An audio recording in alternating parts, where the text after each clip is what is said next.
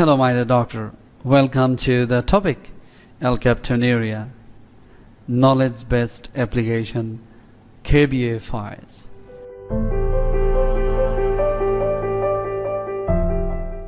So KBA means the knowledge-based application, or KBA, we called it question-based application. So where do we start it? Right. I hope that you have seen the video lectures. And on the video lectures, the screenshot is given just to remind you that what you learned from your video lectures. There's a boost up in your knowledge. And now how the knowledge-based application or question-based application that we learned according to the question approach or question-based approach, that we learned whatever the scenarios that will start from the main question. So the main question is, right, what is the diagnosis? The first part, the first step, what is the diagnosis? Second step, all right, this is the first step. I'm writing with the first step. All right, what is the diagnosis? Second step, the reading the answer options. Option A, Alkaptonuria. Option B, homocystinuria. Option C, ankylosing spondylitis. Option D, Fabry's disease. And option E, osteopetrosis. So immediately after having these options, second step, all right, this is the second step, and this is the first step.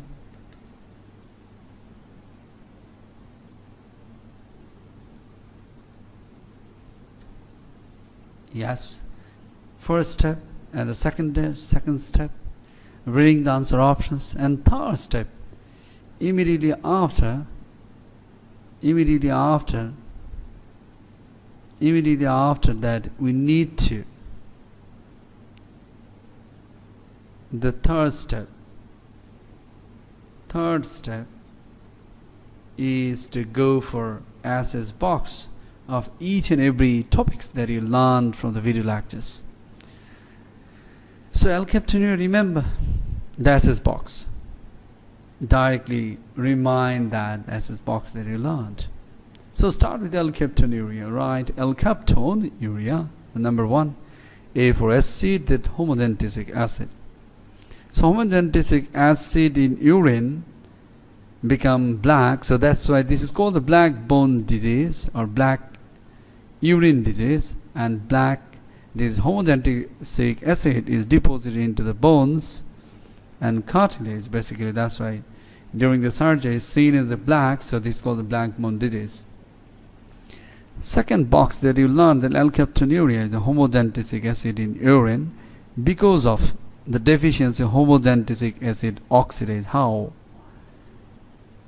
Which is basically goes to and metabolized to phenylalanine and tyrosine. So alkapton by the homogentic acid oxidase, alkapton, PT, P for phenylalanine and T for tyrosine. Third box, Alkaptonuria. Yes, the A will be helpful. So A for acid, homogentic acid oxidase deficiency, so that it comes to the urine and in ducts. And A for articular cartilage, because of this pigmented, so this pigment during surgery, that is called the ochronosis. And A for leading to articular cartilage deposition leading to the arthritis, so the arthritis that happen in the spine, the knee joints as well. And SI joints are spared, but the patient had the back pain. And this is the differential diagnosis of the ankylosing spondylitis. And Alkapton, K stands for cartilage calcifications. The intervertebral disc calcification, mind you, is one of the important pathognomonic features if it is found. Once again, the intervertebral disc calcifications. And K for, once again, the connective tissues, that is the collagen. Once again, yes, collagen connective tissues that in the scleria as well as the ear depositions. and abnormal pigmentations as well. And once again, that the calcifications are also not only A for aorta calcification and artery like the CT angiograph or coronary artery disease leading to. And the fourth talk, right, the young adult having the back pain and having the X-ray spine, the SI joints is involved. Of course, the ankylosing spondylitis, SI joints is spared. But the intervertebral disc calcification, please go with the diagnosis of alkaptonuria. The fifth talk, the alkaptonuria, so the urine false positive test, because the X-ray spine once again will be the diagnosis of the intervertebral disc calcifications.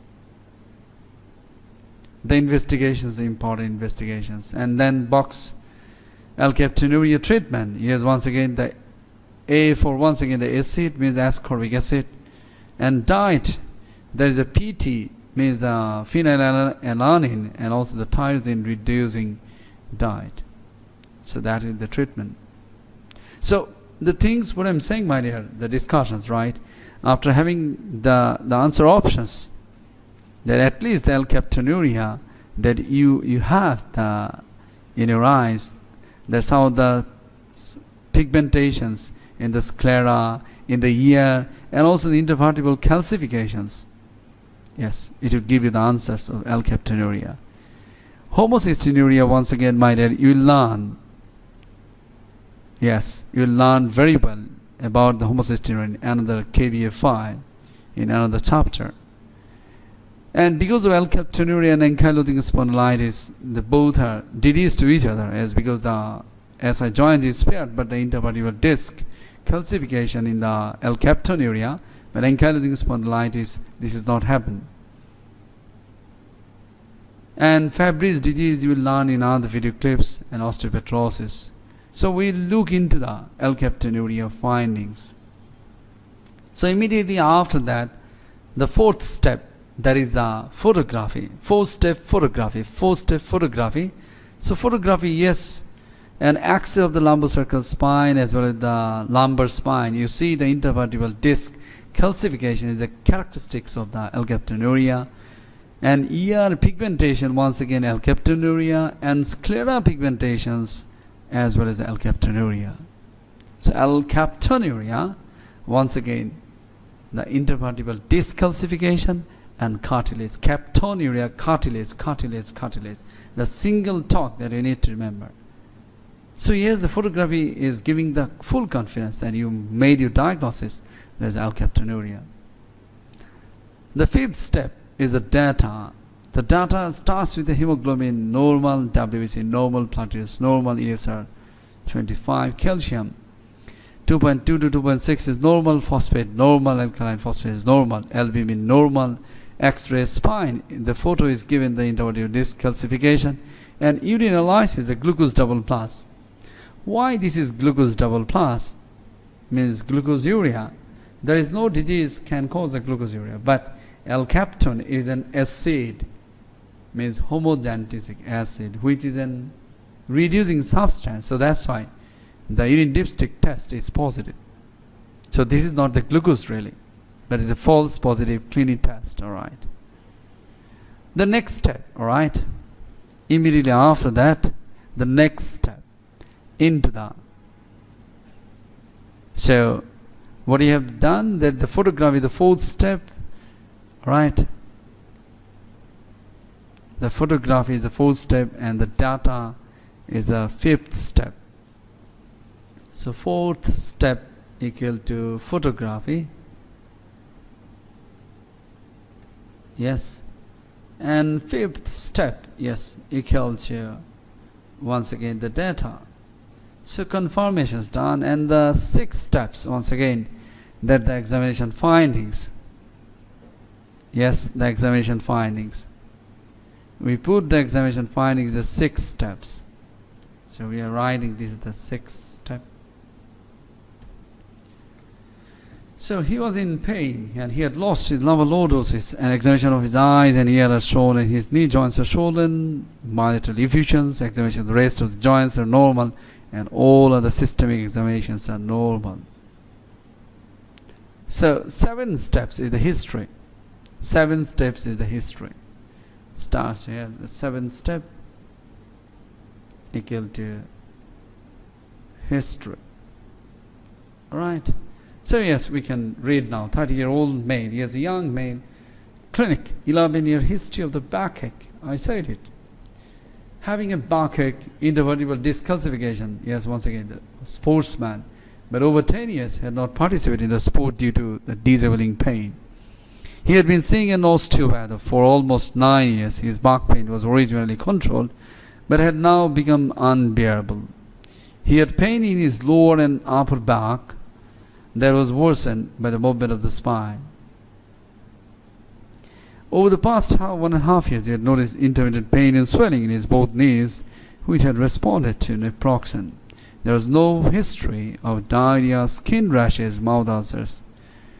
So this is also another clue that differentiating from the seronegative spondyloarthritis.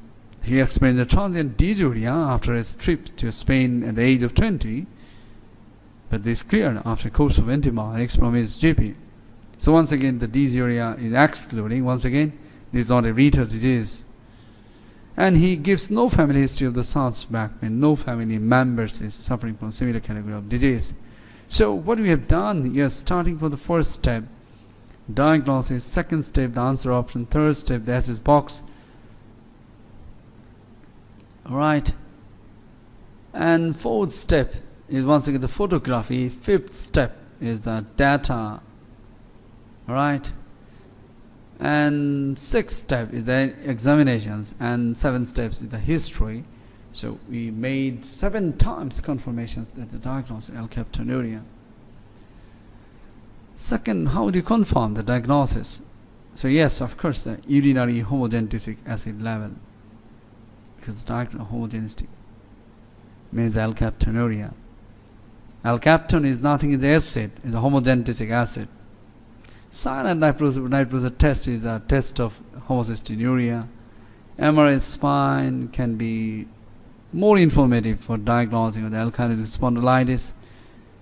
And bone scan and alpha-gal enzyme activity is osteopetrosis and also Fabry's disease can be sometimes helpful for other cases.